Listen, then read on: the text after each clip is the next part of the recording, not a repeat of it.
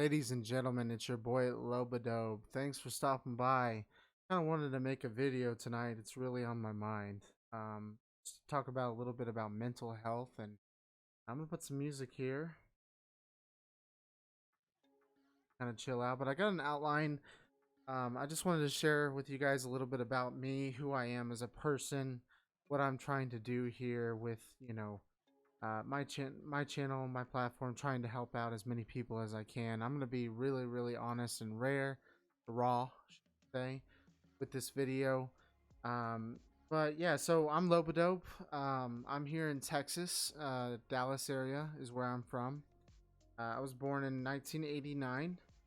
Um, so I'm kind of like a millennial, I guess, but I'm 31 years old. Have a beautiful wife and a beautiful, almost 10-month-old baby girl that I'm absolutely in love with. Um, but yeah, the primary focus of this video is to talk about mental health, and I have bipolar, and bipolar in itself it's a huge struggle that I deal with every day, and I love streaming so much. I've just got into it, about a month and a half ago, but it's a great platform for me to talk to other people, to express myself. Obviously, I'm wearing glasses and a hat, and I do all kinds of dancing and funny kind of stuff for the stream. If you've caught it before, cringeworthy stuff. That's just who I am, But it's kind of an outlet. It's a great outlet to just show your true kid self, or your true self. Um, but yeah, so I have bipolar. I was diagnosed about a couple years ago. I was born in '89, like I said. I'm 31. My child phase, I was kind of a crazy child. Always getting in trouble, and I just would never take any naps, and so I was diagnosed with ADHD, and I was put on medicine at an early age. I think 3 or 4, I was put on medicine, and to help with ADD because I was all over the place, and that's the only way I would stop for my parents. So I've kind of always had like a wild side to me, and I never, I never thought it was bipolar until just a couple of years ago. So that happened when I was a kid. I was all over the place, bothering my parents nonstop, and just wouldn't settle down, wouldn't take naps. And then as I got older, in my teenage years, early teenage years, so we're talking 5 to 11. I just was really hyper all the time, and I didn't understand why. Um, I never slept, and I was full of energy, and it just was kind of crazy. But by the time I got to my young adult phase, so we're talking, I had big moments in high school. Sophomore. It started, I guess, in sophomore year, junior year in high school.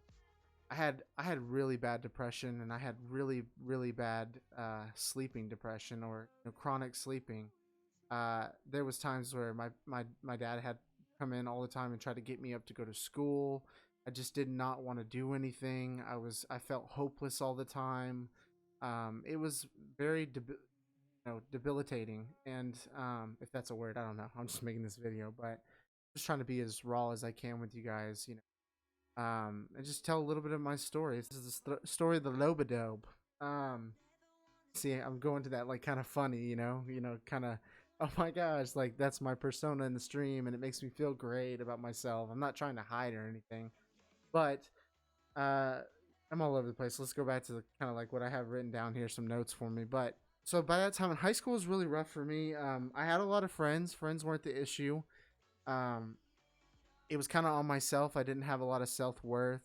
I would sleep all the time. My parents would have to wake me up for everything. I was very lethargic. I just felt hopeless. And so then I started getting on antidepressants and kind of trying to see if, that would kind of help me get to normal, kind of like, hey, I'm a kid. I should be normal. Um, I thought, hey, this is the right thing. I'm going to see a psychologist. I went through several psychologists, talk about depression, not wanting to get up, feeling hopeless, lifeless. There's no point in me being here. I had several suicidal thoughts too as well, which were scary. Being on a highway and wanting to, turn into a semi truck. Um, and I am a Christian, and I love all you guys, no matter what you believe in, because that's what is important to me, is loving everybody no matter what their beliefs are. But my faith, I prayed all the time because I went through so much depression and dark times during those high school years. And then I kind of, I went to school, and I was trying to get into the University of A&M, went to Blinn. I would have days, I went to Blinn College in Texas, South Texas. I'm dipping, guys, by the way. I'm sorry. I'm real. Okay. It's a bad habit, and I know it's not healthy, but I got to get off it eventually one day. But so I went to college down in South Texas, and um, I didn't know anybody. I had one buddy there, but I didn't know anybody really else. And I got these roommates, and I started doing a lot of things in terms of, like, I messed around with some, drinking a lot. Started getting into drinking a lot, and I also got into drinking a lot when I was 18 through 21 because I was just depressed all the time, and I was always trying to feel like I needed to be needed. And um, I would have times I'd go to the bars too, and like I just would drink myself, to death. And then one time I even broke my wrist with my friends when I was out here in Dallas, just because I was being so dumb and drunk. It's just all because I just didn't love myself. And so yeah, that was happening. I was in college down there in South Texas, and I was doing a lot of drinking and doing a lot of sleeping every day, just sleeping. Like I just felt like I couldn't get out. And I was just in a dark time, and I felt like the best way would be come home, to the Dallas area where my family was, because my family's always been there for me, which is a big thing. They've always supported me no matter what. I'm gonna try to keep it together and not, like, cry here because I'm being so raw with you guys, but they've always been there for me. And you can't see my eyes right now, but they've always been there for me, and that's something that was amazing. So I came back, and I still drank a lot because I was trying to work through a lot of things, um, especially, trying to hide, just drinking was just an outlet. I wasn't addicted per se. I just like to do it a lot, and I just like to drink to kind of forget who I was, because I'm not addicted to alcohol. It was just kind of like a tool I was using at the time for a long time. And kind of the depression and the stress, and I just didn't know my self-worth. And yeah, so those were some bad times back then. And then I moved back here, and then I started working a lot, full-time job, because I decided I didn't want to go to school anymore. And I was just gonna kind of have fun and try to, drink and have fun, just be a kid, but deep down inside, it was kind of, I just didn't like myself at all, who I was. So as that went on, that trend kind of continued, and then I realized, hey, look, you need to, you're getting older. You're 22, 23. I mean, that's still kind of young, but at that point, I was like, look, I can't keep drinking, like, and having fun. Like, I need to accept who I am, and work on myself in terms of my mental health. So, luckily, I met my wife when I was 22 years old, I believe, and without her, I don't know what I would do, honestly, on this planet. She means the world to me, more than anything. Actually, I love her so much. We've been through so much. I'll get into that in a minute. But um so yeah, I met my wife, and we started dating. And then I guess we became, girlfriend and boyfriend. And I think that's after, I still had issues. I still had issues with sleeping. I still have issues to this day on sleeping, but I'm working on it. It turns out I've something about me, like I sleep apnea. I have a little bit of that, and it's probably caused from, all the, issues that I have. But I'm doing pretty well. But kind of jumping ahead. Sorry, guys. I'm all over sometimes. But so I met my wife, and then after that,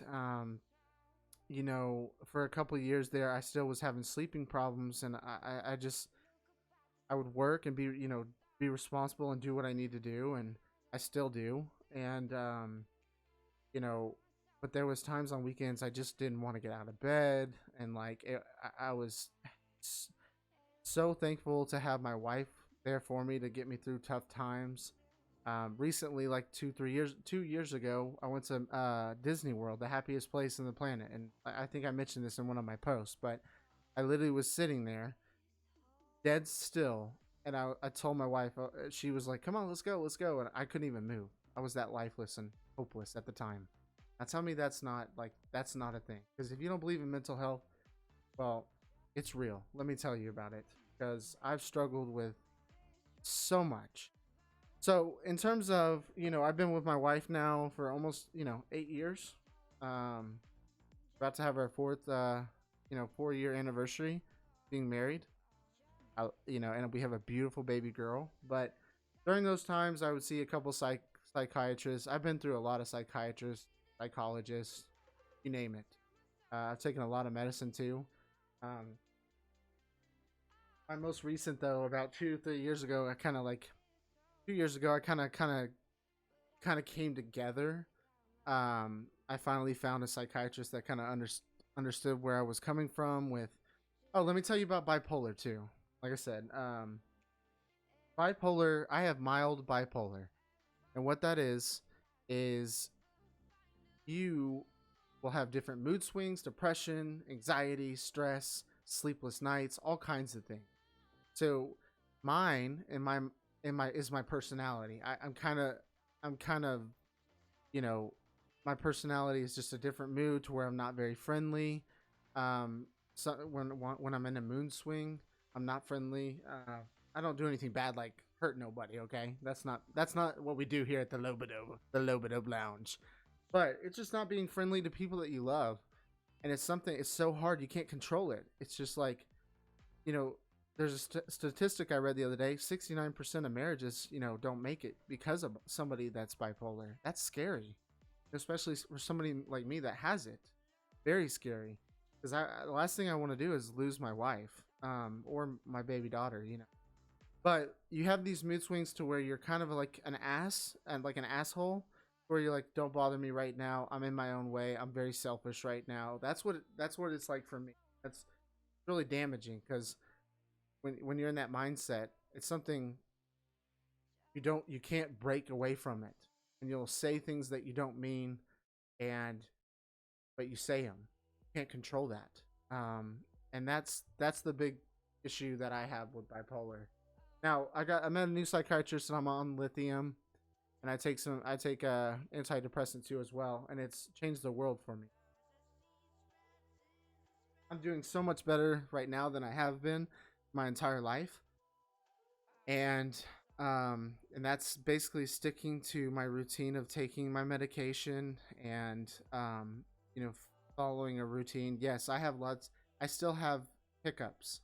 I'm not perfect by any means, and it's a disease. Bipolar is a disease, but you can make it through.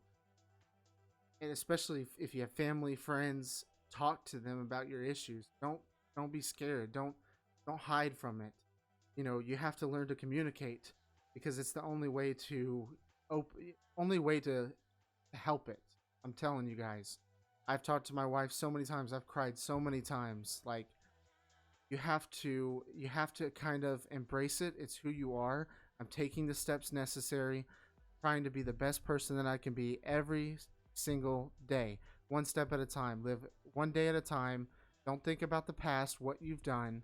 Make amends if you need to, and don't think about the future, because we're in the now right now, guys. We're in a crazy time in history. We have so much technology, social media, um, that is we're watching it every day, and it's really it's imprinting, I guess, imprinting on our minds, our brains, and making us think that we're not good enough, but we are good enough. Every single one of you is good enough on this planet. You will make it through. I promise you. Just believe in yourself and talk to somebody. I promise you, but there's so much support out there for mental health, and this is why I'm kind of making this video. Please come into my chat. You know, Send me an email. Reach out to me on YouTube. Like, if you're going through something, I would love to talk to you, because You know, a lot of people don't want to come out about this, and I don't want to come out about this. Like, let's be real, you know. But this is real. This is real stuff. It's real. It's happening right now on Earth. It's happening in our society, and I hate when I see people that they take their lives from them. You know, I'm sorry, I'm breaking up a little bit. They take their lives, and it's not worth it, guys. Just gotta talk to somebody. Gotta find some support and get through it. I promise. Tearing up. Sorry, guys.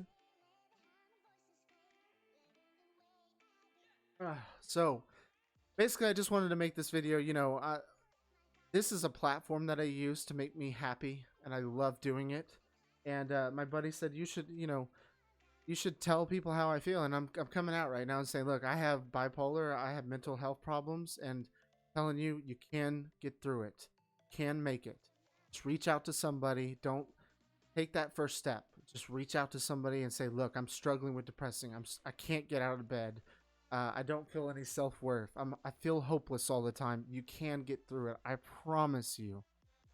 Find an outlet like this is great times. You know, you can play with others on video games, and uh, you can have fun, because that's what it's all about. You know, we're here, live 1 minute, 1 moment at a time. You know, but yeah, I really just wanted to break down. That's kind of my life story. Um, you know, just don't be afraid. I guess that's the key words that I would use. Don't be afraid to reach out to people. Um, you know, and positivity, positive vibes. Be good to others. Be respectful. There's not a lot of that going on anymore nowadays. Be respectful towards others. You know, we're all here on the planet trying to do the best that we can. Just love each other's like love your neighbors. You know, there's so much going on in the world that's so toxic and so corrupt, and you know, you don't have to listen to that. You don't have to listen to social media. You be who you want to be in life, and be happy. You know, like I said, if you can find, you know, if you have family, friends that love you, like I said, without my wife, I don't even know why she stays with me, honestly, but she's just a good woman. And I am so blessed to have met somebody like her to put up with me. Frankly saying, you know, bipolar, to put up to put up with someone like me is very difficult. If anybody watches this video, you know, you're not alone. You have issues like this. I'm right there with you. But feel free to reach out to me, like I said, through my email or through my social media platforms. I just kind of wanted to get y'all, you know, hey, we got big things planned in store for my stream. You know, I'd like to raise money for mental health awareness.